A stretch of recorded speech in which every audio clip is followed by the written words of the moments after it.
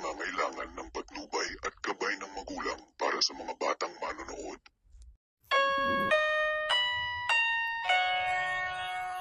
Ang pelikulang ito ay rated PG.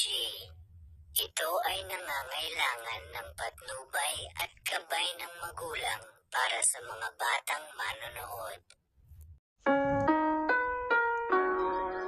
Ang pelikulang ito ay rated PG.